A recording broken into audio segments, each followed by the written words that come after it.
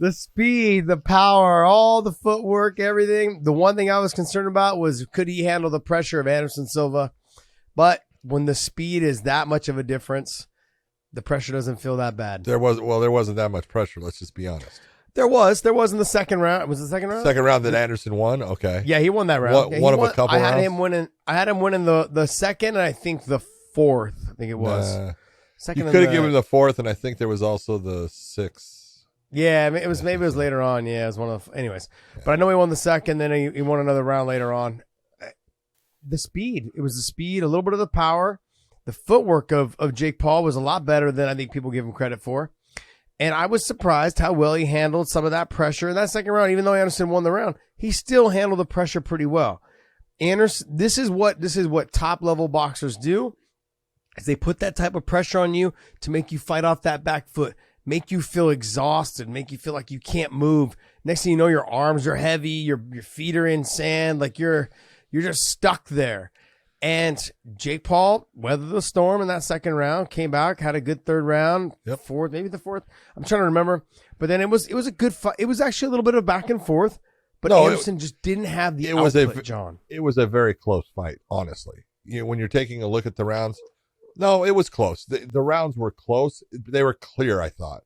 But it wasn't like Jake Paul was eating Anderson up, and it wasn't like Anderson was eating Jake Paul up. The only round that you could say, clear it's a 10-8 round is the eighth round. Okay, the last round when he dropped him. But, even in that one, for the most of the round, it was competitive back and forth. It was the difference of, I thought Anderson got hit with a lot harder shots than the one that put him down. He got hit with some good shots and was able to take them. But it was the power of those shots that made him give respect to Jake Paul in situations that he couldn't give that respect to him and get a win. And that was the real difference when you're looking at it. You gotta give it up for Jake. He can box. We've said it from the beginning. Look, he can box, and he is getting better. He's much better now than he was, a year ago. And that's saying a lot, because that's saying that he's putting in the time. He is working on his craft. I look at, him against Nate Diaz. He's too big for Nate. Too fast, too big. That's not a good fight for Nate. I think it's a horrible fight for Nate. Yeah. I think it's a horrible fight for Nate. He's not. And the other thing too is he's fighting he's an 8-round fight. Again, he's gonna have to fight a 12-round fight against Nate Diaz if Nate's gonna have a chance. And can Nate handle the size? He weighed in at 186.5 or something like that, or 186 in this, and they had agreed upon that weight where he actually cut a little bit of weight to get to 186. Yeah. Nate's gonna be walking around, I think 182. Yeah, maybe 80, that. somewhere around there. 185 there. That's okay. So it just doesn't make sense, but I get the cash grab. I understand, and Nate's never really cared about that. He doesn't look, he is a guy that he could lose his next 10 fights. People are still going to watch. He's going to bring the action. He's going to bring the media, the sound bites, the eyeballs. Nate's going to bring all that, and so it's going to make for some fun lead up and build up to the fight, but will it do the numbers? This is one of those you look and you go, it's switching. It really is, because I'm not too sure how many YouTube watchers that are, Jake Paul fans are now paying again for a fight. I'm sure there's some, but not all that, did in the beginning. That interest, I think, is gone. He's more of now a true boxer who still has never fought a boxer, but it's a true boxer who, is now trying to get pay-per-view numbers. Yeah. He's not going to get all the same YouTube people, but, we'll see what, the numbers on this did. I'm sure it was okay. I thought Anderson did a good job of helping promote it. I thought, Jake Paul actually does a fantastic job of promoting and trying to, get those, people to be interested in it. So, if you're in this game with him, you're not upset with anything that he does. No, you shouldn't be. Sorry, I'm trying to look up some. Luke Thomas said something that I really wanted to kind of talk on real quick. He dun, dun, dun. Dun, dun, dun. What did he say? What did he say? What did Luke say? Come on. Luke knows the game. Talking. It's pretty clear. Let me see. Here, this was a great little soundbite This is a great little thing that he said, and I have to agree with him on this a little bit because it kind of changes the output or it changes the way you perceive what you were just saying. Says the crowd here is basically all MMA fans, which means what? Means they're there for Anderson Silva. They're there for Anderson Silva. Yeah. The fighters that are going, or the fans that are watching these fights, they're MMA fans. Yeah.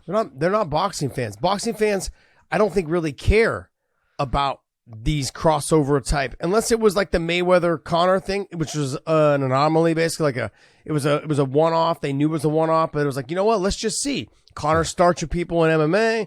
Let's see how he does against the best boxer in the world at the time. So he says not entirely, but the vast majority are MMA.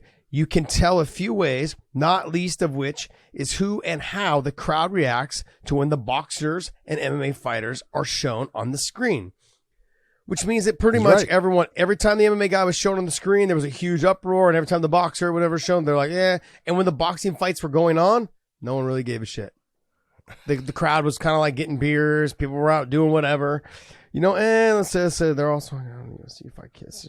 There's also a guy there wearing a UFC fight kit, is what Luke Thomas was saying. So he actually goes, wait, update. Several people with fight kits. Devin Booker's there. You know, I mean, you're gonna get a little bit of that love. You know, he goes on a couple times. The thing is, the MMA guys the MMA fans are supporting this. It's not the boxing fans. No. So to say that this is getting paid for by the boxing people, it's just not true. The other thing, like I think to your point as well, when you were talking about Jake Paul, his supporters, they're not paying for this. They're streaming it. Yeah, they're stealing it. They're stealing it. Yeah. It's 100% being stolen. So I'm going to continue to say this pay-per-view format that people are doing, it's a joke. Like it's not what it used to be. Now certain people can do it, right? I think Canelo can do it. You can find a couple, you know, Conor was able to do it. I don't think he can do it as much anymore. He still can, but not as much anymore. I think if Khabib was to come back and fight, he could do it. Even Loma was also the same night. Was on ESPN. Yeah. The fight was on ESPN. Like there's certain fighters that can do it. When Loma fought Ortiz, I mean, the size difference, the speed of Loma was there, but the power difference was definitely a big factor. Yeah. The size difference was definitely a big factor. I had Loma losing that beginning of those rounds. Okay, beginning rounds, yes. No, he won the fight. Yes. But he didn't start coming on until the 9th, 10th, 11th, and 12th round. I mean, he had a couple good rounds earlier. That's when he started dominating the fight. Yeah, I didn't have it being that much of a spread when I heard the judges' scorecards. I had Ortiz being a lot closer to that. I'm not offended at the fact that Loma won. I thought Loma did win. It was close, but I had thought Loma won. It definitely wasn't. I think one judge had it like 117 to like 111 or something like that. Yeah, I didn't have it like that. No, I didn't have it like that.